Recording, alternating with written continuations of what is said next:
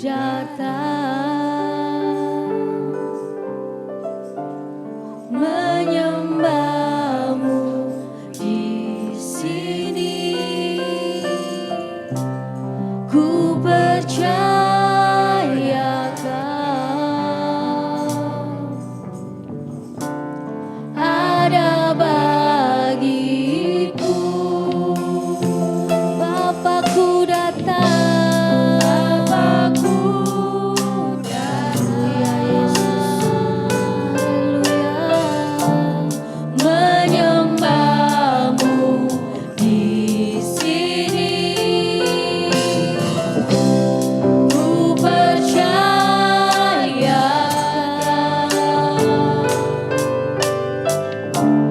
ada bagiku. Tak usah ku takut, sebab Kau sertaku. Tak usah ku bimbang, Kau di dalamku. Tak usah ku cemas, Kau penghiburku. Saat ku lemah, Kau kuatku. Ku nyanyi haleluya, ku nyanyi haleluya, ku nyanyi haleluya. Sungguh Kau hebat, ajaib perkasa perbuatanmu di hidupku. Haleluya Yesus. Saya undang bangkit berdiri untuk Bapak Ibu Saudara. Kita pujikan dengan lebih sungguh lagi.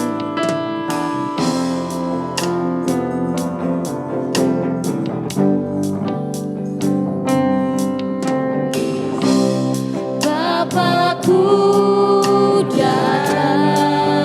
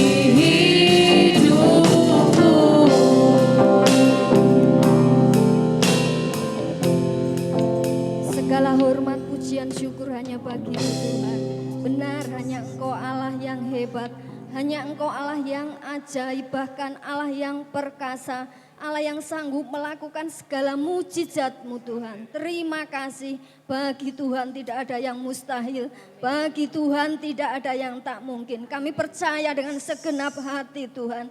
Terima kasih Tuhan Yesus, terima kasih. Kami memulai ibadah kami pada malam hari ini Tuhan, biarlah hadirat-Mu boleh dinyatakan di tengah-tengah kami melawat setiap jemaat-Mu yang hadir pada malam hari ini. Kami serahkan setiap pelayan-pelayan-Mu Tuhan. Biarlah hanya nama Tuhan yang semakin dipermuliakan, ditinggikan. Terima kasih Tuhan, terima kasih kami mau memulai ibadah pada malam hari ini. Hanya di dalam nama Tuhan kami Yesus Kristus, haleluya, amin. Tetap bangkit berdiri, akan saya bacakan firman Tuhan di dalam Kejadian 50 ayat yang ke-20. Memang kamu telah mereka-rekakan yang jahat terhadap aku, tetapi Allah mereka-rekakannya untuk kebaikan dengan maksud melakukan seperti yang telah terjadi sekarang ini, yakni memelihara hidup suatu bangsa yang besar. Amin. Amin. Ada sukacita Bapak Saudara. Berikan tos kiri kanan Bapak Saudara. Berikan senyum yang termanis. Tetap bangkit berdiri ya. Kita pujikan terpujilah nama-Mu Tuhan.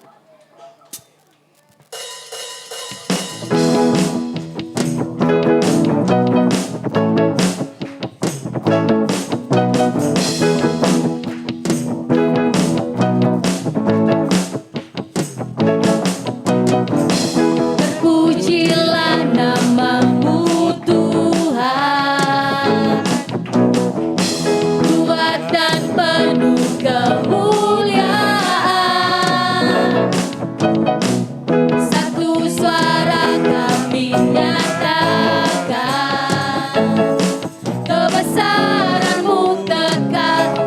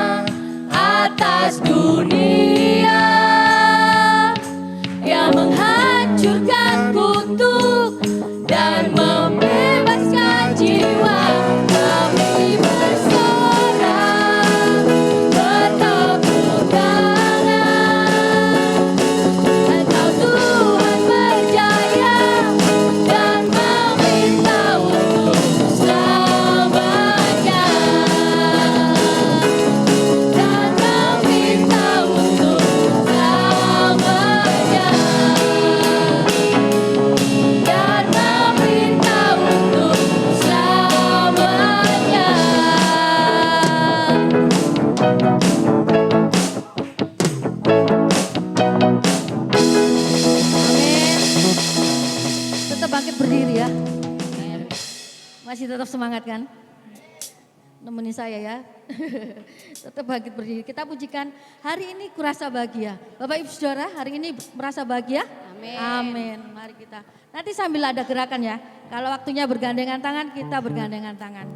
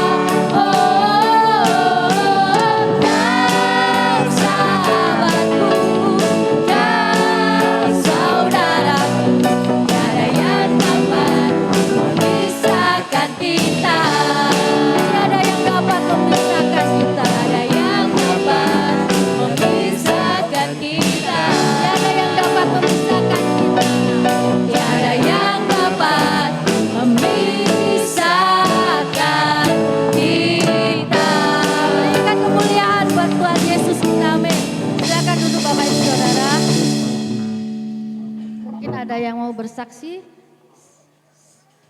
saya persilakan sambil menunggu kita pujikan Tuhan Raja Maha Besar. Amin.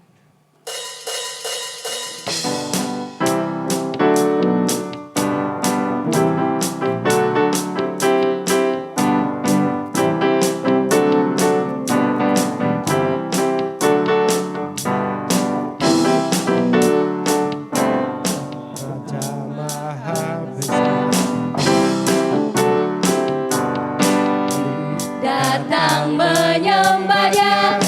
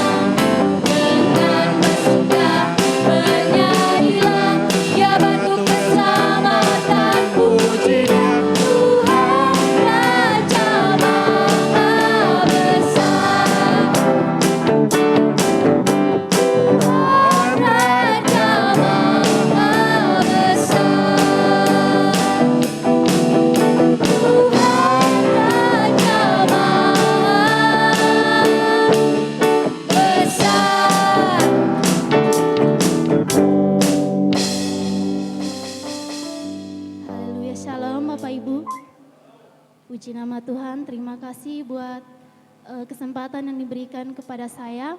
Di sini saya mau menyaksikan cinta kasih Tuhan lewat pujian.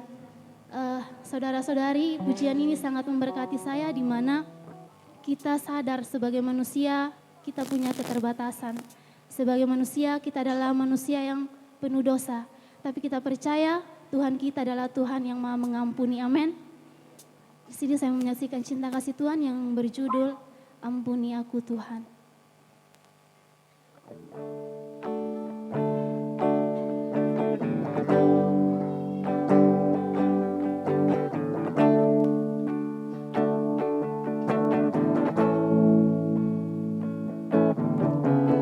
Ampuni aku Tuhan dari segala dosaku.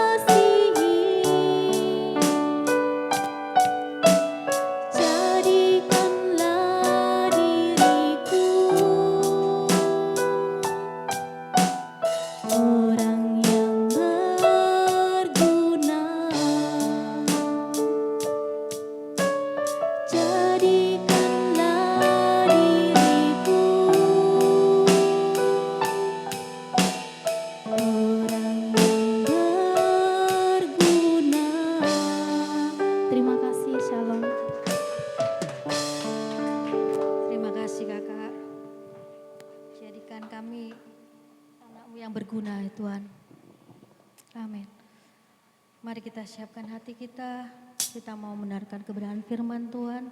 Saya undang Bapak Ibu Saudara untuk bangkit berdiri. Bersyukur selalu Tuhan. Haleluya Yesus.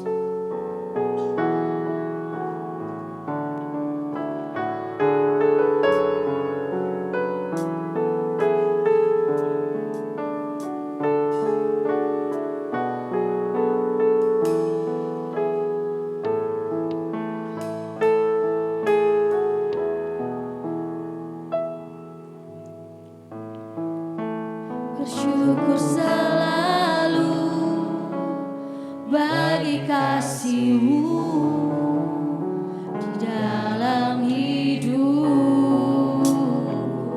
Takkan ku ragu, takkan ku ragu atas rencana-Mu untuk masa depanku.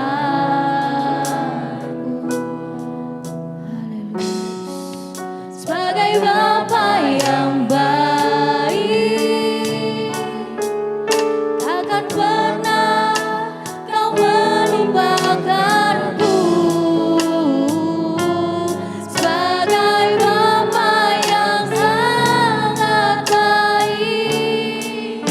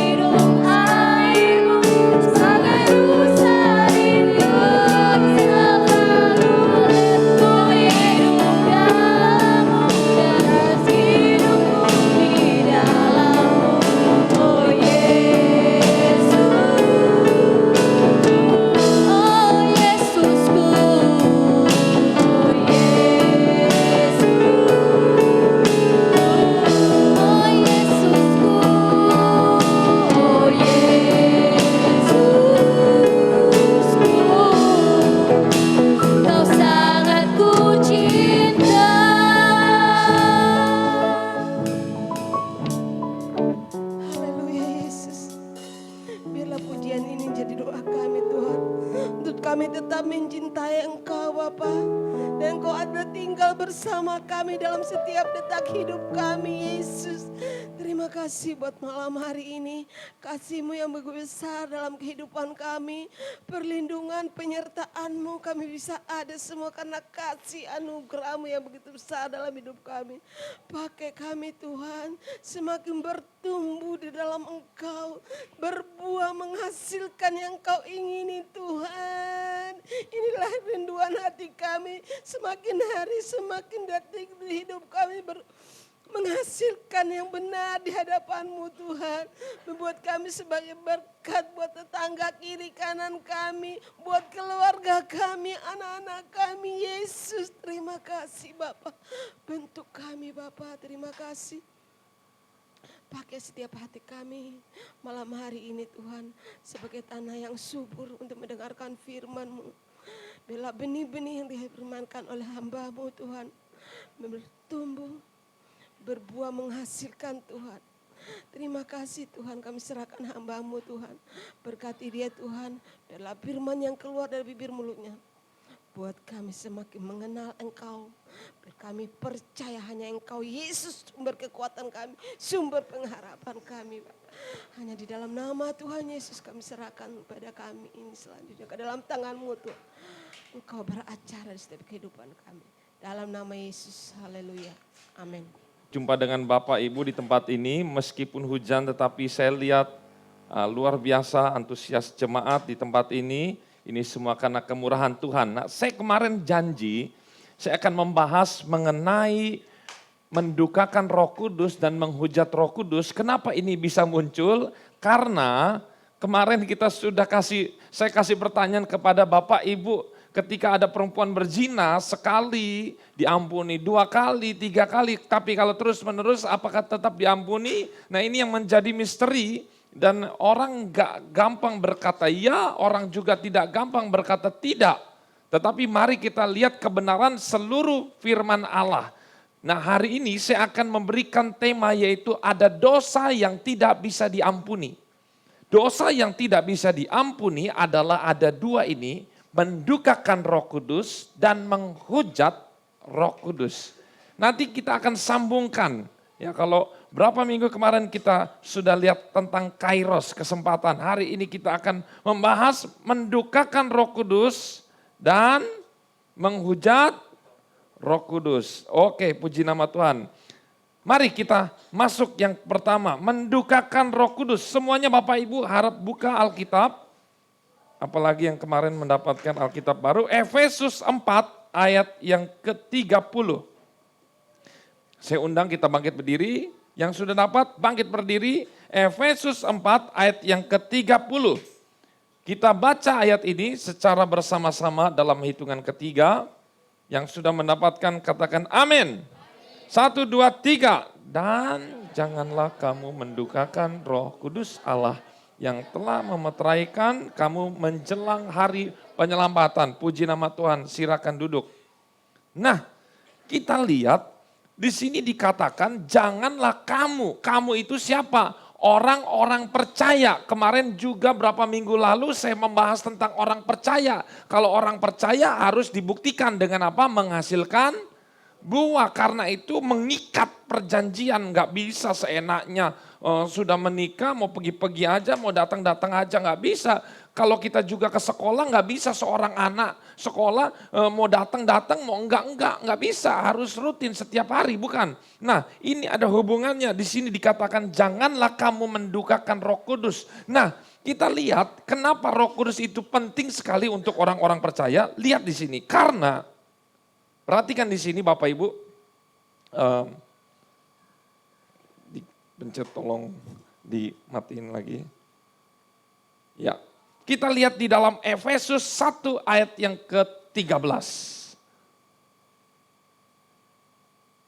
Ya, kursornya digeser ke sini. Efesus 1 ayat 13, jangan dikorek. Kita baca semua, tetap kita Alkitab ada, tetap kita baca. Efesus 1 ayat 13, ayo kita semua buka, sudah dapatkan katakan amin. 1, 2, 3. Di dalam Dia kamu juga, karena kamu telah mendengar firman kebenaran, yaitu Injil keselamatanmu, di dalam Dia kamu juga ketika percaya dimeteraikan dengan Roh Kudus yang dijanjikannya itu. Jadi ketika Bapak Ibu menjadi orang percaya mengaku Yesus Kristus adalah juru selamat, hari itu juga Bapak Ibu dimeteraikan. Tapi kelihatan nggak meterainya? Kelihatan nggak? Ada dikasih meterai, tiba-tiba ibu gagu, cap terus, nggak ada. Tapi yang kelihatan apa Bapak Ibu? Tanda orang percaya yang kelihatan ada nggak? Kecilin lagi dikit. Ada nggak yang kelihatan? Kalau Roh Kudus mau meteraikan orang percaya, dia tidak kelihatan. Tapi ada nggak yang kelihatan? Ada nggak? Ada. Tandanya apa? Waktu kemarin tuh di Kediri tuh, dibaptis. Naikin lagi sedikit. Dibaptis. Nah ini penting.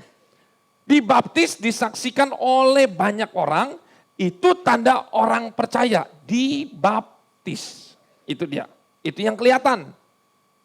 Tapi dalam kasat mata ternyata di bagian sana, di bagian surga, ketika kita percaya kita dimeteraikan. Katakan, saya sudah dimeteraikan. Jadi ini penting Bapak Ibu. Ini harus kita tahu semua orang dimeteraikan. Nah, menurut tokoh terkenal Warren ini, dia berkata seperti ini. Roh Kudus itu ketika udah masuk dalam hidup kita, memeteraikan hidup kita, Roh Kudus tidak meninggalkan kita. Jadi jangan berpikir ketika kita berbuat dosa, Roh Kudus pergi, Roh Kudus datang, Roh Kudus pergi, Roh Kudus datang. Enggak. Dia kalau sudah meterai berarti udah permanen di situ, udah menetap. Roh Kudus tidak meninggalkan kita walaupun kita sering mengecewakan dia. Siapa yang sering mengecewakan Roh Kudus? Kadang-kadang saya. Ya betul ya.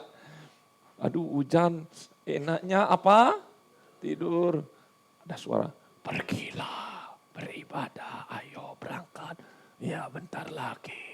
Kita jawab begitu. Nah itu mendukakan, melawan kayak anak melawan orang tua itu.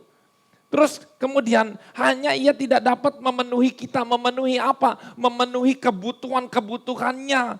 Itu dia punya banyak visi misi, dia punya banyak tugas untuk kita, dia tidak bisa memenuhi kehidupan kita. Yang harusnya kita bisa saya mau tanya, kita diciptakan itu untuk apa? Untuk menjadi pencopet, pencuri, pembunuh, atau untuk jadi pengangguran, makan minum, mati gitu? Enggak. Ada firman Tuhan berkata kita diciptakan untuk melakukan pekerjaan baik, itu penting. Coba kita sadar, saya itu diciptakan untuk apa ya kira-kira? Waduh, kalau Bapak Ibu tidak tahu diciptakan untuk apa, ini bisa gawat. Kita semua diciptakan tidak kebetulan, tapi ada rancangan Tuhan yang luar biasa. Amin. Saya mau katakan, Roh Kudus juga tidak dapat memberikan kita kekuatan. Kemudian, dan dia tidak dapat memakai kita jika kita mengabaikan kehidupan rohani kita. Roh Kudus mau pakai kita tapi nggak bisa karena kita mendukakan Roh Kudus. Yaitu saya gambarkan mendukakan itu kok sepertinya kayak orang mati ya melayat. Tetapi saya kasih gambaran begini, ada dua anak. Seorang bapak ada dua orang anak angkat. Katakan dua anak angkat. Dua anak angkat ya. Yang pertama, yang A, ini anaknya suka melawan. Dia udah diangkat nih jadi anak. Dia tidak mau diatur, selalu melakukan kesalahan yang sama. Disuruh belajar nggak belajar, disuruh beresin nggak beresin. Wah pokoknya pemberontak sekali ini anak. Mau punya anak seperti ini? Enggak ya? Betul ya? Anak yang kedua, penurut, mau diatur, kebalikannya, selalu menyenangkan Bapa. Pertanyaan saya, mana yang mendukakan Bapa? Yang mana yang mendukakan? Yang A atau yang B? Yang A. Ini yang A. Yang A mendukakan, jadi membuat hati Bapa atau hati Roh Kudus itu sedih. Nah, dampak dari mendukakan Roh Kudus atau mendukakan Bapa terus menerus ini akan mengarah kepada tahap kedua, yaitu akan menjadi satu kebiasaan, yaitu nanti dia akan melatah, ya namanya kalau melawan pertama agak takut, tapi kalau lama-lama udah tabiatnya setiap hari melawan, nanti ini nih, menghujat Roh Kudus. Dalam atau menghujat atau ada menentang. Jadi ada 2 ayat Bapak Ibu. Ada nanti Bapak Ibu cari sendiri. Ada yang menentang Roh Kudus tidak dapat diampuni. Menghujat Roh Kudus juga tidak dapat diampuni. Ini sama saja. Ini sama saja. Nah coba kita lihat nih. Lukas 12 ayat 10. Oh ternyata saya catat. Setiap orang yang mengatakan sesuatu melawan anak manusia siapa? Tuhan Yesus. Akan diampuni. Ini waktu kapan Bapak Ibu? Jangan Bapak Ibu berkata, berarti Tuhan Yesus dan Roh Kudus ini beda-beda, berarti Tuhan kita ada 3. No. Kan ayat ini seolah-olah setiap orang mengatakan sesuatu melawan anak manusia atau siapa nama lain anak manusia? Yesus akan diampuni, tetapi barang siapa menghujat Roh Kudus, ia tidak dapat diampuni. Seolah-olah ini 2 pribadi 2 orang yang beda kan? Sama misalnya beginilah. Yang melawan Pak Sugeng diampuni, tapi yang melawan Ibu Yuni nggak diampuni. Nah ini kan beda. No, bukan begitu. Nggak begitu. Jangan begitu. Tetapi lihat dulu ayat ini yang katakan siapa? Yesus sendiri. Maksud Yesus, kalau kamu melawan anak manusia itu Yesusnya itu masih di mana? Di dunia. Jadi waktu Yesus ada di dunia, kamu masih melawan sama saya tapi kamu mau bertobat, kamu diampuni. Tapi setelah Yesus naik ke sorga, Yesus berubah menjadi apa? Roh Kristus, Roh Yesus Kristus. Kemarin kita sudah belajar kan? Mereka satu kepribadian yang sama. Roh Kudus sudah menjadi rohnya Yesus ketika menentang itu. Menghujat tidak akan diampuni. Matius 12 ayat 32. Apabila seorang mengucapkan sesuatu menentang anak manusia, ia akan diampuni. Sama nih. Tetapi jika ia menentang, ia tidak akan diampuni. Di dunia ini tidak. Tuh. Dan di dunia yang akan datang pun tidak. Berarti ada berapa dunia? 2. Nah ini benar. Ya, dunia lama, dunia baru. Seperti itu. Nah, kita bahas dulu. Menghujat itu apa? Menghujat itu, ini ada bahasa aslinya. Artinya mencaci maki. Tahu Bapak Ibu mencaci maki? Ya. Mencaci maki, jelek-jelekin Roh Kudus atau jelek-jelekin Roh Yesus Kristus atau berbicara mencela. Saya mau tanya dulu sebelum ini. Siapa di sini Bapak Ibu ketika Bapak Ibu sedang akan melakukan dosa atau sedang lagi malas atau apa segala macam. Pokoknya sesuatu yang negatif, menjurus kepada sesuatu yang negatif. Tiba-tiba ada suara, jangan. Atau misalnya contoh, kita lagi berantem atau lagi di ini, kita mau lawan, jangan. Tapi kan kita, apa sih? Jadi kayak ada suara lain. Kalau ayo ke gereja, malas. Gitu. Nah, itu tuh. Awalnya begitu dulu. Sekali, 2 kali, 3 kali. Lama-lama Roh Kudus berkata, udah ampuni aja. Oh enak aja diampuni. Apa? Siapa lu? Siapa gini? Wah dasar kamu gak bisa mengerti. Wah itu kan udah berbeda ya jenisnya. Dasar kamu begini. Wah sudah ini mencaci maki, berbicara mencela pekerjaan Roh Kudus. Menentang apa itu? Dalam arti lain melawan atau menghina pekerjaan Roh Kudus. Nah, yang parahnya arti menentang ini itu melawan, artinya melawan pekerjaan Roh Kudus dan penolakan dengan sadar dan sengaja, katakan sengaja. Beda ya orang kilap itu ya sama sengaja itu beda. Beda. Sengaja serta terus menerus mendukakan atau membuat dia sedih. Ini penting. kalau kita dengan sadar melawan pekerjaan Roh Kudus, kalau misalnya Roh Kudus berkata, bertobatlah kamu. Wah, apa? Nggak ketahuan siapa, istri saya nggak tahu, anak saya nggak tahu, apa? Mau tahu ikut campur saya, nanti ajak saya bertobatnya apa segala macam. Nah begitu. Biarin saya suka-suka, apa? Mau apa? Kalau saya mau, Kak, lu mau apa? Waduh, udah. Aduh. Ngeri kalau orang seperti ini. Nah, masuk berikutnya. Siap. Mengapa tidak akan diampuni? Kalau tidak diampuni, kita harus lihat dulu. Ada sifat, sebenarnya ada banyak sifat Roh Kudus, tapi saya kasih 3. Pertama, sifat Roh Kudus mengajar. Katakan kiri kananmu, mengajar. Nah, Lukas 12 ayat 12. Bapak-bapak baca, 1, 2, 3. Roh Kudus akan mengajar kamu apa yang harus kamu katakan.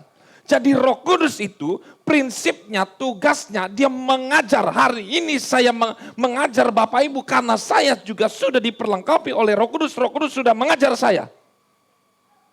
Ini penting. Roh Kudus seperti guru yang mengajar seseorang. Begini, prinsipnya apa? Apakah itu Roh Kudus atau itu Roh Kudus? Ingat, Roh Kudus cara kerjanya membangun. Katakan membangun. Bukan mencelakakan. Ya. Berikutnya, mengapa tidak diampuni? Yang kedua, sifat Roh Kudus mengingatkan. Katakan mengingatkan. Ibu-ibu baca Yohanes 14 ayat 26, 1, 2, 3. Tetapi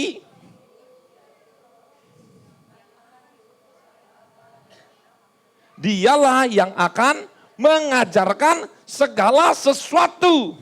Tuh, dah itu dulu. Mengingatkan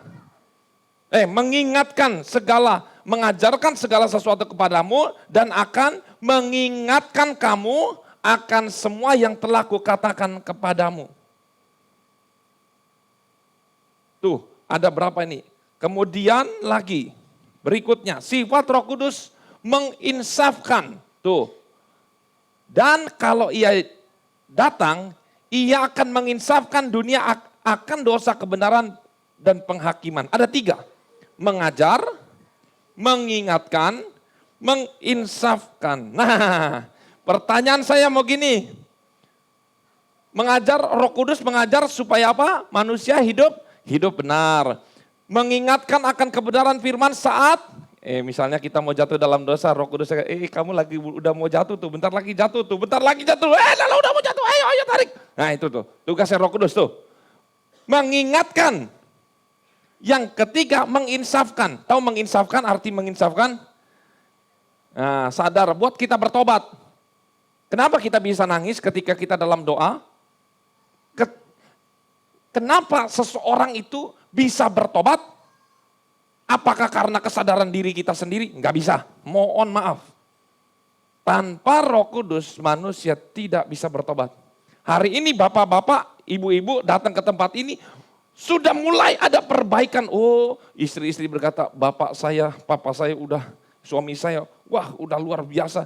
Itu bukan karena kehebatan, tapi karena kemurahan daripada Roh Kudus yang sifatnya menginsafkan manusia akan dosa.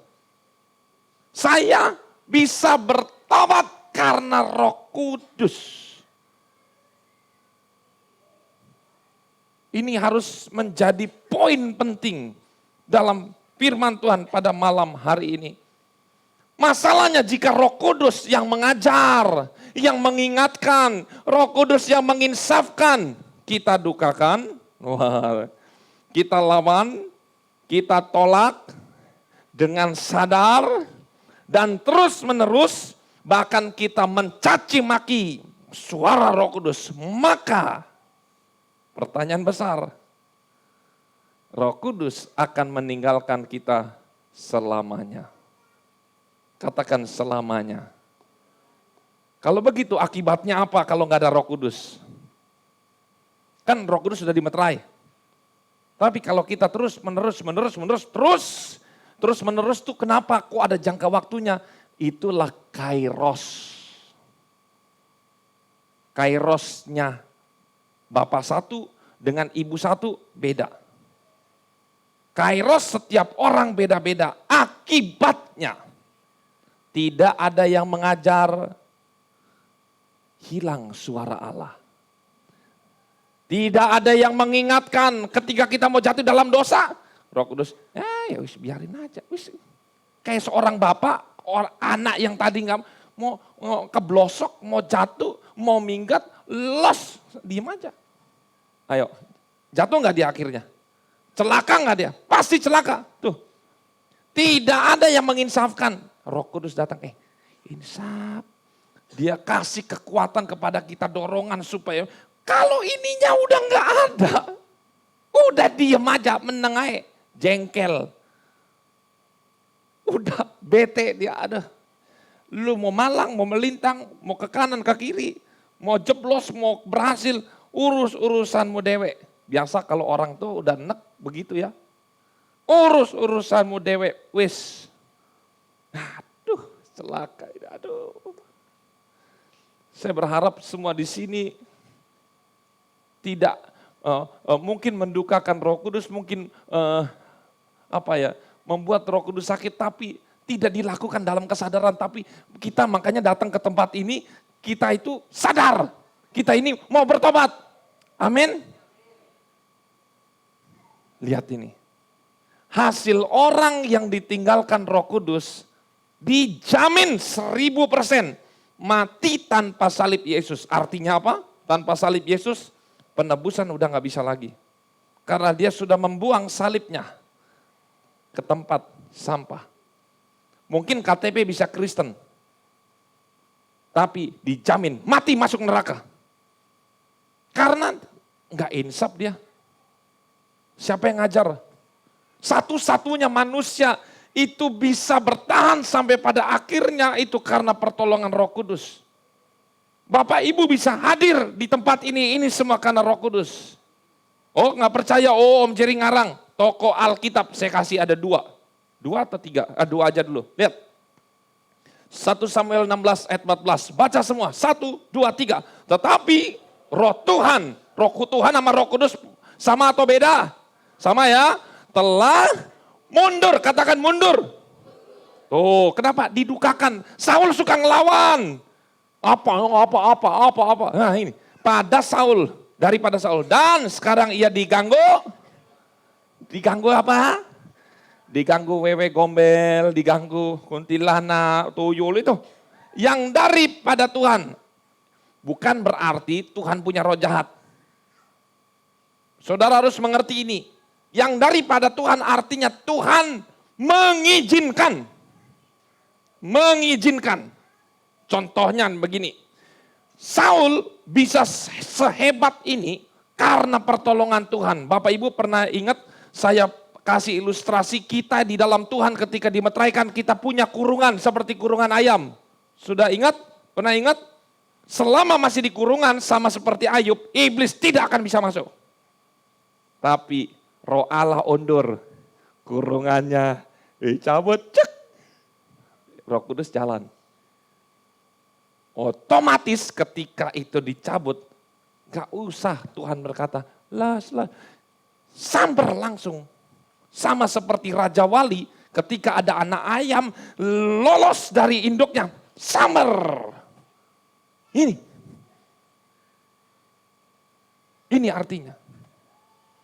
Saya mau tanya, Saul matinya senang, sedih, bunuh diri, hidup enak? Yang mana? Bunuh diri. Yang kedua ya, kita lihat. Yohanes 13 ayat 27, kita baca. Dan sesudah Yudas menerima roti itu, ia, katakan lagi, kerasukan. Bapak Ibu hati-hati.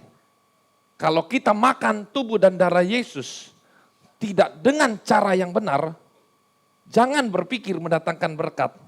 Itu. Yesus yang adakan perjamuan kasih,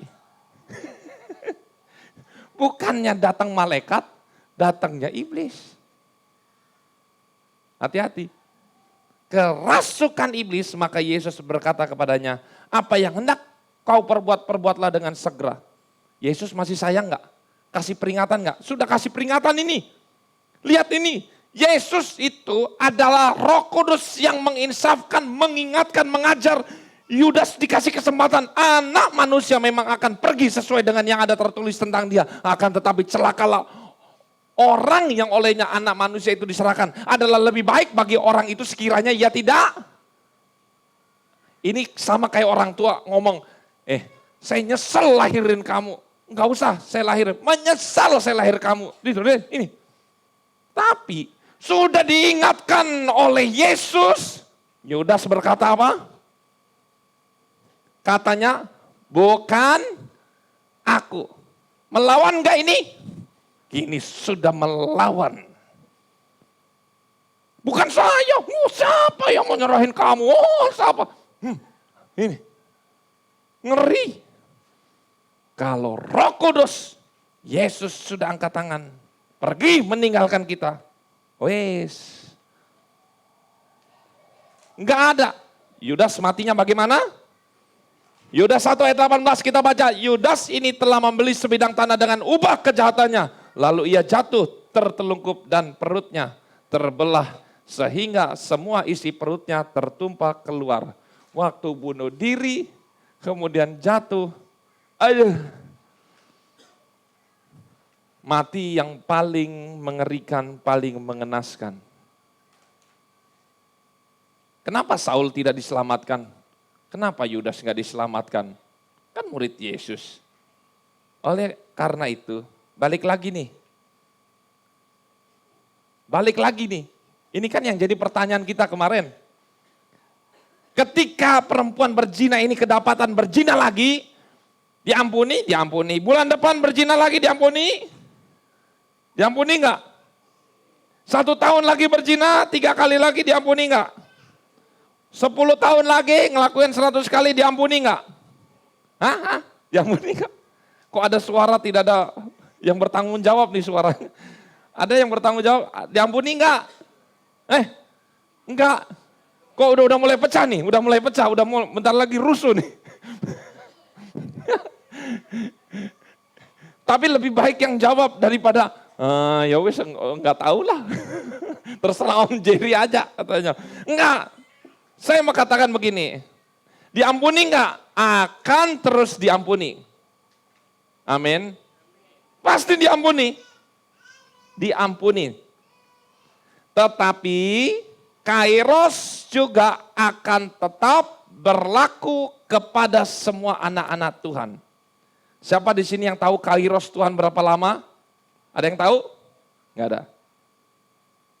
Ananias dan Safira, tahu ya? Yang menipu yang kemarin saya ceritakan. Kairosnya itu puluhan tahun, 50 tahun? Enggak. Berbohong, detik itu juga, kairosnya hilang. Cabut. Jadi kairosnya kita, saya dan Bapak Ibu, itu beda-beda. Oh nanti saya bertobat minggu depan. Nanti malam mati. Gak bisa. Mau ngapa? Memang Tuhan akan ampuni. Gini loh, seorang bapak saya akan ampuni terus. Bapak Ibu, tapi tetap setiap orang tuh punya ada jatahnya masing-masing. Pengampunan. Kak, masalahnya apakah di sini ada yang menjamin sebelum mati pasti bisa bertobat? Wong lagi ngorok aja, truk masuk ditabrak, mobil truk masuk, wis mati. Padahal dia nggak di jalan, nggak lagi nyetir, nggak lagi jalan-jalan, udah hati-hati, udah di rumah, diem-diem ditabrak, mobilnya masuk, gandengan. Ini tempat saya Jawa Barat, masuk, udah. Apa Anda bisa bertobat? Udah nggak bisa. Kairos ini menjadi misteri bagi semua orang percaya. Makanya saya mau ajak Bapak Ibu, anggaplah kita semua itu mati nanti malam. 24 lagi jam udah mati, anggap aja seperti itu. Kalau orang berpikir hidupnya tinggal sedikit, pasti dia akan melakukan yang terbaik hari itu. Misalnya nih, besok mati, kita masih musuhan sama suami kita. Ayo, pertanyaan saya, peluk-pelukan enggak? Nangis-nangisan enggak? Pasti. Tapi kalau matinya tahun nanti 100 tahun lagi, ya nanti aja deket-deket kan. Masalahnya kan gak ada yang tahu kita matinya kapan. Ya, awas. Orang yang tidak mengampuni orang lain, itu juga tidak akan diampuni. Artinya dia masuk neraka, ini betul. Jangan karena kita setia ke gereja, cuman karena ada akar pahit, ada dendam. Cuman karena masalah sepele. Tapi om dia nyakitin saya banget. Bodoh amat dia mau nyakitin. Oh, yang paling rugi kita. Dia sudah nyakitin kita dendam, mati lagi masuk neraka. Celaka siapa? Celakanya saya dong. Jangan mau seperti itu. Makanya firman Tuhan berapa kali harus diampuni? Ya berkali-kali. 70 kali 7, 7. Pokoknya sempurna itu artinya. Nih, tetapi kairos atau kesempatan yang Tuhan berikan kepada kita ada batasnya. Katakan ada batasnya. Manusia bisa hidup abadi? Enggak bisa kan? Ada batasnya kan? Dan jika kairos itu disia-siakan maka roh Allah akan undur selamanya.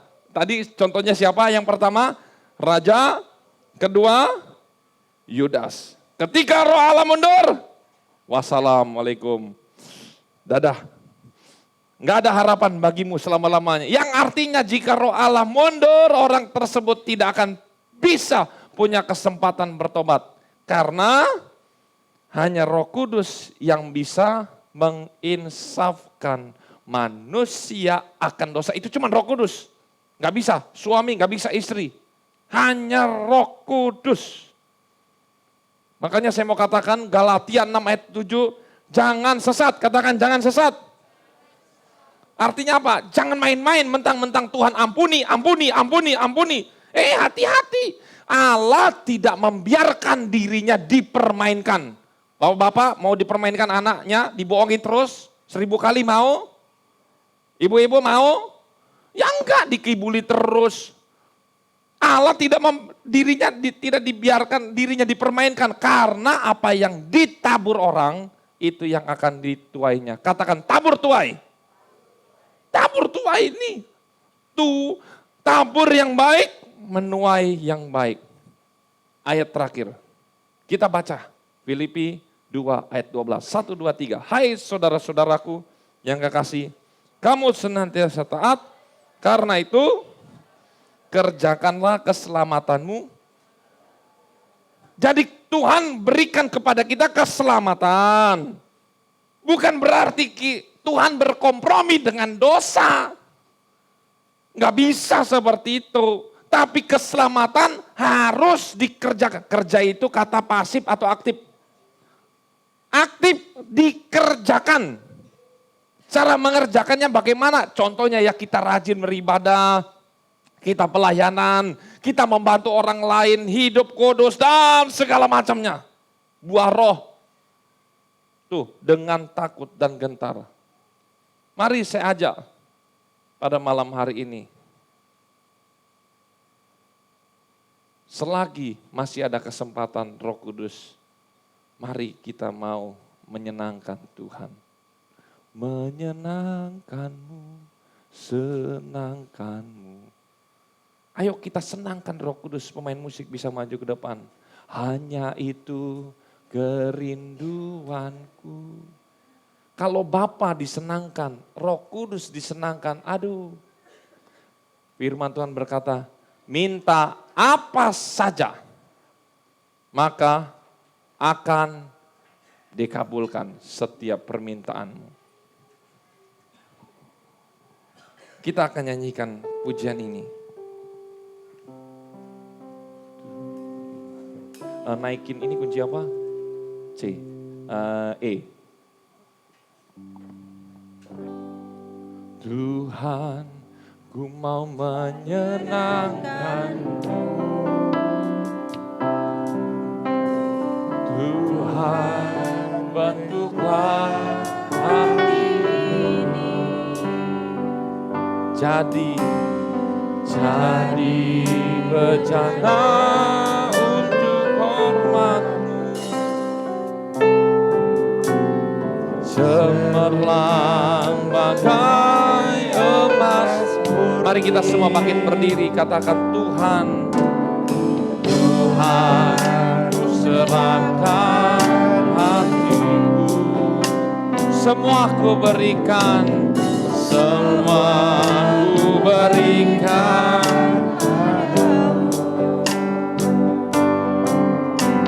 Kuduskan hingga kudus selalu, agar aku menyenangkan. Mari kita senangkan Tuhan, menyenangkanmu, senangkanmu, hanya itu kerinduanku. Senangkan Roh Kudus, oh senangkan hatimu, hanya itu kerinduanmu, menyenangkanmu, menyenangkanmu, senangkanmu, hanya itu kerinduanmu, menyenangkanmu,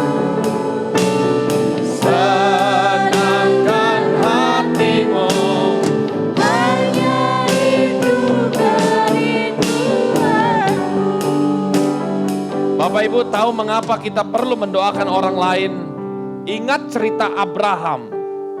Lot sudah lari daripada Tuhan. Tetapi Abraham berdoa syafaat.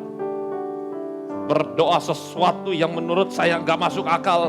Dia tawar-menawar dari 50, 45, 40, 30 sampai dengan 10. Tapi Tuhan menjawab doa Abraham. Mungkin kita ada lot-lot yang perlu diselamatkan, yang mungkin Tuhan sudah agak berduka, sedikit berduka. Tuhan sudah sedikit jengkel, sedikit bersedih. Tapi mari kita berdamai, kita Tuhan, saya mewakili saudara ini, saya mewakili suami saya mewakili papa saya mewakili istri saya mewakili teman saya. Selamatkan dia. Mungkin engkau sudah agak jengkel berduka dengan dia, tetapi engkau lihat saya mau menyenangkan Tuhan. Supaya awas sekala Yahweh Tuhan Allah Yehova. Tunanaha majohosa tahalahu tetihi kasakan. Doa orang percaya besar kuasanya. Senangkan Tuhan. Tidak ada yang mustahil bagi orang percaya. Menyenangkanmu, senangkanmu, selamatkan jiwa mereka Tuhan. Selamatkan mereka. Lawayasa kanawata kaya elahu batas. Senangkan hatimu, hanya menyenangkanmu.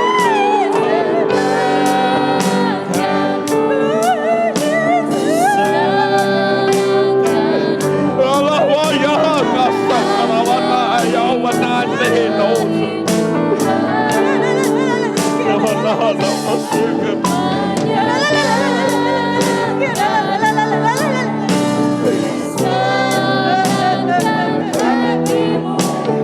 Hanya itu kan bagi Tuhan tak ada yang mustahil. Bagi Tuhan tak ada yang tak mungkin. Mujizatnya disediakan bagi ku, diangkat dan dipulihkan bagi Tuhan tak ada yang